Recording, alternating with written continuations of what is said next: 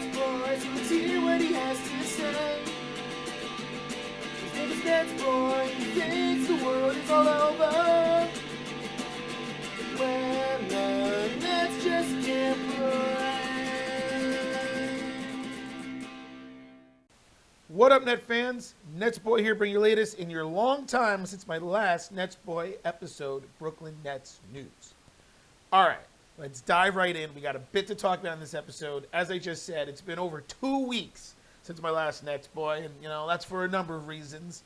Obviously, with Thanksgiving and the holidays, and some other personal things I had to take care of, and then I was feeling a little under the weather for a couple days. All these excuses that I will make of why there hasn't been an episode in a while. But overall, here we are now, and we have a bit to talk about. I believe it's been 8 games since my last NetsBoy episode. Starting with, I believe, that West Coast swing when the Nets started things off against the Clippers. And during that span, the Nets went 4-4. And they had some really great moments and some really crappy moments. And I mean, like, wow. I mean, the Nets had some great wins, like against the Grizzlies, the Clippers, the Raptors, impressive wins, the Trailblazers. And there were moments where you saw this team, you're like, wow, they look really good. They look legit. Kyrie Irving ain't costing them anything because Kyrie Irving returned after the West Coast trip, and the Nets looked like they didn't really miss a beat with Kyrie Irving. Heck, Kyrie Irving was the reason why the Nets won in the Toronto game, because he had, I think, 29 points and was looking like the old classic Kyrie. But we're going to touch upon that in a second. So you're thinking to yourself, based off those games, wow, this Nets team, they're really figuring it out under Jock Vaughn. But then they have performances like they did against the Kings, the Lakers, and the 76ers, which are just like, how do you lose by like 30 points to the Kings? And granted, the Kings are very good this year, very respectable, but to lose by 30 points? What? And then to lose to the Lakers, which are the laughingstock of the league. The only team in the NBA that's more of a laughingstock than the Nets are the Lakers, and you lose to them. And then the 76ers loss, holy crap. No Joel Embiid, no James Harden, no Maxey. You've got Ben Simmons, Kevin Durant, and Kyrie Irving, and you lose that game. Like, wow. Wow. I mean, and then the most recent loss to the Pacers, that was a disappointing loss in my eyes because the Nets had control of the game for 3 quarters and it just fell apart in the 4th. So moral of the story, to sum up these last 8 games and to sum up this Nets team from what I'm seeing now post Steve Nash, is that this team is just unbelievably inconsistent. Like, to a whole other extreme inconsistent. I don't think I've ever seen a team look so great 1 minute and so trash the next minute. And just look at the Pacers game.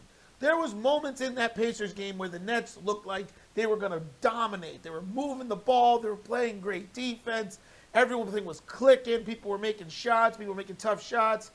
And then all of a sudden, it's like they forgot how to play basketball. They were overcommitting on their help defense. They were getting out-hustled, out-rebounded. They weren't closing out on the three-point line. Kevin Durant forgot how to play basketball and couldn't make a damn shot. It was just like, what is this? It's very frustrating. And if there's any real positives, there's 2 positives actually that I'm taking away from the 8-game stretch. The first one is what I just touched upon, and that is Kyrie Irving is not destroying this team. He's not. He's come back and he's looking like a solid contributor, a solid player. He's keeping things all basketball, and he looks good. It looks like he's bought into Jock Vaughn's system and is more me. Before he was suspended, when the ball went to him, he was just trying about getting his own. That's what it seemed like to me. It looked like he was going 1-on-5, which occasionally would work, but the ball wouldn't move. Kyrie comes in, and I was nervous about this. I was like, you know what? This Nets team could have a problem with Kyrie Irving, coming in and kind of getting rid of this ball movement and playing through Kevin Durant, because that was the other thing. The Nets have been playing through Kevin Durant. But Kyrie has fit right into place doing exactly what he should be doing, playing through Kevin Durant and helping Durant as the second option. So I've been pleased to see that he's just come in and played basketball and is not being a distraction. He's just there and he's contributing. And I think, like I said, I touched upon it before. He was the reason why the Nets beat the Raptors. If he didn't have the game he had, I don't know if the Nets are going to win that game. So he's contributing, and it's just nice to see. So that's the first positive thing. The second positive thing, and probably more importantly at this point, is the play of Ben Simmons. Ben Simmons finally looks like Ben Simmons. I remember at the end of my last episode over 2 weeks ago, I said, I got to see more from Ben Simmons. This is what we were expecting. He has been averaging double-digit points and almost double-digit assists and rebounds the last 4 or 5 games. He just looks good. He just looks engaged. He looks like he knows what he's doing finally. He's finally not hesitating. He's finally going to the basket. He's developed a solid post game. He's finishing. And more impressively, he's actually knocking down a couple free throws here and there. I think he's still shooting around 50%, but considering the guy was never been good at free throws, if you can make 1 out of 2, you'll take it at this point. So he just looks confident, and that's what this Nets team needed, and that's what us Nets fans have been waiting for. So that's the biggest positive. Kyrie Irving not being, detrimental to the team, and Ben Simmons starting to become into his own is a big reason why this Nets team has their high points. But these low points have to stop. It's like it's against the law for them to be 500, by the way. This is the second time yesterday against the Pacers the Nets had a chance to become 500, and they failed. They had a chance against the 76ers to become 500, and they lost that game. And then they had a chance now against the Pacers to go to 500, and they lost that game. Look, it's very clear what the biggest issue with this team is. I mean, there's a couple issues. And it's something I've been harping on since the beginning of the season. Other than the fact that they're getting absolutely nothing from Joe Harris right now, which is just like, the guy is completely useless at this point. He can't make a three, and he's not a very good defensive player. I'm not sure why some people thought he was. Even I thought he was actually a decent defensive player. He is not. It's just like he doesn't exist when he's out there. Other than that, it's just the same crap that I've been harping on. They don't have enough size. They don't have enough interior defense. Now, I know what you're going to say, but NetsBoy, the Nets lead the league in block shots with over 7 a game.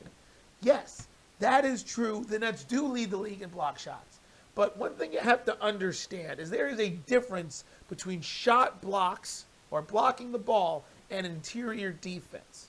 Okay? Yes, blocking shots is a big factor and contributor to good interior defense, but sometimes interior defense is just about being a big body.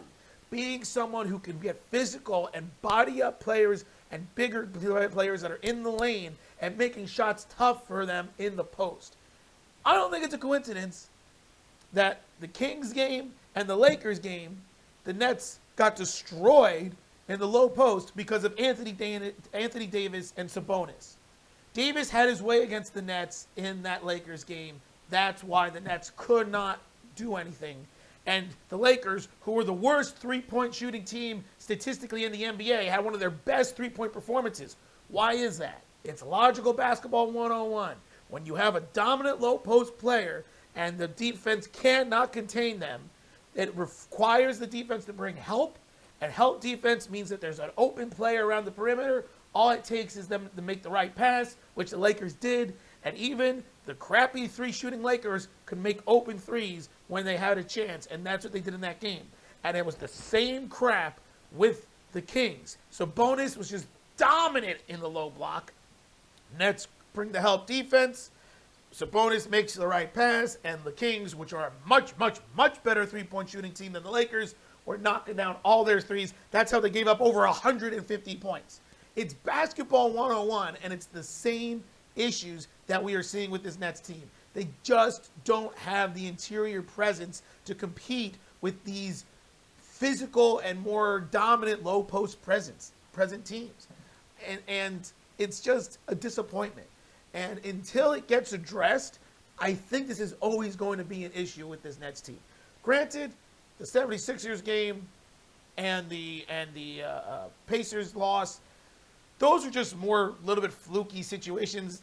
The 76ers loss, I think, was just lack of effort. I think the Nets went into that game thinking they don't have their three best players. We're going to coast into this game. We don't need to play hard, and they just didn't.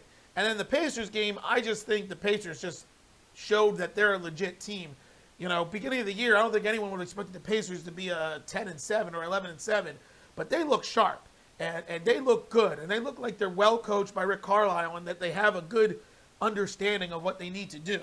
But if you remove those two losses, the other two are clearly because of the Nets' lack of size in the middle. I love Claxton. I talk about this all the time. Nick Claxton. He's playing great. He's almost averaging a double-double. But he just does not have the size to compete with interior dominant players like Anthony Davis, like Sabonis. He just doesn't. And the Nets don't have anyone who can. I mean, they go to Markieff Morris or Ben Simmons. I mean, maybe Ben Simmons is your best shot. Markieff Morris, okay, so he's a little girthy, but he's 6'7", 6'8". He might be listed at 6'9", but that's crap. He's probably like 6'7". He doesn't have the size, the length to deal with those players. It's just, I just don't know why or when Sean Marks is going to finally figure out a way to get some size with this team. And maybe, you know, I've touched upon Dwight Howard so many times. Dwight Howard is currently playing, in like the Taiwan League or something, and like he had like a 38 points and like some, I don't remember, he dominated. I don't remember with the league. He dominated his first international game that he played, and it's just like, why is he not here? Why did this not happen? Why was there? I still don't understand why Dwight Howard is not a Brooklyn Net. He wanted to be a Net, but he said the Nets showed no interest. Does that mean that they just didn't like the contract? I don't know. It's just, I don't understand it. And then on the other side of it, I don't understand why Jacques Vaughn doesn't give Day'Ron Sharpe a chance against these bigger body players. Day'Ron Sharpe is the biggest player the Nets have. Let's keep it 100. Let's keep it a fact. Girth-wise and size-wise, Day'Ron Sharpe is the biggest. The fact that he's not even in the rotation is, to me, a joke. He's also probably one of the best rebounders they have on the roster. Something else that the Nets constantly getting beat up on is rebounding, but he doesn't play. I understand it a little bit. You know, this Ben Simmons as the center spot has actually kind of worked a little bit better than I thought. But at the same time, I think Jacques Vaughn should play players that fit the other team's personnel. And this is something that a lot of NBA coaches don't like to do. And it's something that I always felt they should do. But I also understand everyone likes routine. But if I have a versatile team, I would try to coach the personnel against the matchup. So a team like the Kings and the Lakers would have big players like Sabonis and Anthony Davis. I would play Day'Ron Sharpe in the rotation to create more size and girth to compete with them.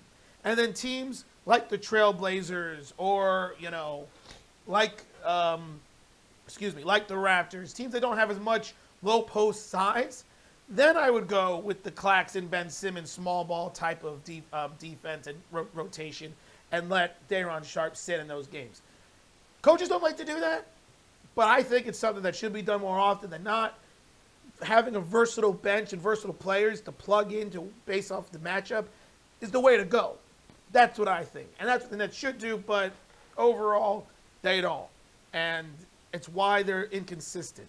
I do think the injury to Watanabe really is affecting this team more than people think.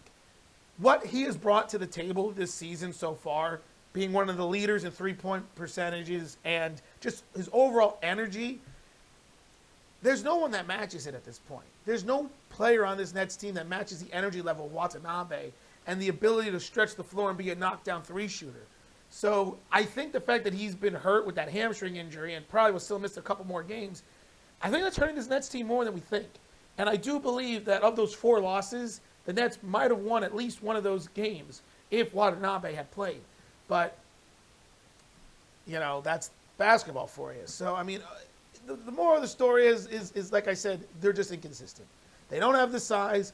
They get beat up on the glass. They get beat up in the post. And what they do is they overcompensate with their help defense to try to make up for those things. And that leads to the open threes, and that's how they lose games. The only way that they win games is if they don't have to deal with the interior presence and they're able to keep their perimeter defenders around the perimeter and using their length and athleticism. Because I will say this, when you've got Ben Simmons, Nick Claxton, Kevin Durant, and Royce O'Neal out there, that is a fantastic defensive lineup. Doesn't matter if it's Kyrie Irving or Seth Curry or Joe Harris or anyone else or Patty Mills, who's that fifth player. Those four other players are so long and athletic, they really do cause havoc in the passing lanes and around the perimeter. The problem is there's no one in the interior that can hold it down. So if a team can get in there, it opens up the floodgates for the offense. So we'll see what happens moving forward. The next couple games for the Nets, they play against the Trailblazers tomorrow afternoon. They just beat the Trailblazers, which I thought was a pretty impressive win. So we'll see if they'll be able to beat them again. Then they got the Magic, then the Wizards, then the Raptors again before playing the Celtics. All those games are very winnable. The Celtics game is the only game I would say for sure is the only game I expect the Nets to lose. They could lose to the Blazers because the Blazers are legit, but I mean, Wizards, Raptors, and Magic, Nets have to win those games, and they have to just get this consistency. I mean, they're almost fully healthy. Watanabe's out, yes, and we haven't seen T.J. Warren yet, but like this Nets team is almost fully healthy and a full complement. And this team as a full complement is supposed to be one of the best teams in the NBA. So we'll see what happens. We'll see what happens with everything. I don't really have much to say. They're inconsistent. Go figure. What a surprise. Can this team ever be serious? I don't think so. We'll find out. So let me know what you guys think about everything. Keep your eyes open to the next NetsBoy episode. If you agree with me about the issues with this Nets team, the way they just get dominated in the post, if you agree with me that maybe Jock Vaughn should give Day'Ron Sharpe an opportunity against some of these more interior present teams, let me know what you guys think about, everything, whatever. Keep your eyes open to the next NetsBoy episode. Who knows when exactly it will be. NetsBoy's always busy, blah, blah, blah. But until then, this is NetsBoy signing off. Wait. Hold on, NetsBoy. Don't forget about your woof woof PSA. Oh, yeah. Thanks, NetsDog. I almost forgot. It's been a little bit of a shock for me to find out that there's a lot of pet owners out there that are not taking their pets to their annual physicals. And to me, that's kind of shocking because just like humans, we need to be checked on regularly, so do our little friends. And recently, NetsDog over here was actually diagnosed with mitral valve disease, which is a heart condition that if not monitored or treated, could lead to heart failure. And the only reason why they caught that was because I brought him for his physical. And the vet found a small heart murmur. And, after a couple of tests, they found out that he had, the illness. And the good news is that because it was caught so early that, whoa, see, he's excited. He was caught so early that with proper, monitoring and treatments, NetsDog here is expected to be okay and live a full life. So the moral of the story is make sure you take all your pets and your furry friends for their annual visits because you never know what's really going on. They don't have the ability to really tell us what's going on inside of them and if they're feeling all right. So it was just a shock to find out that not everybody takes their pets their annual. So this is NetsBoy and NetsDog's public service announcement to please take all your pets to their annual physicals and make sure that everything is A-okay. All right? Right, NetsDog? Whoa! Okay. Oh. So, once again, thank you all so much. Take your pets to their physicals. And until next time, this is NetsBoy and NetsDog signing off.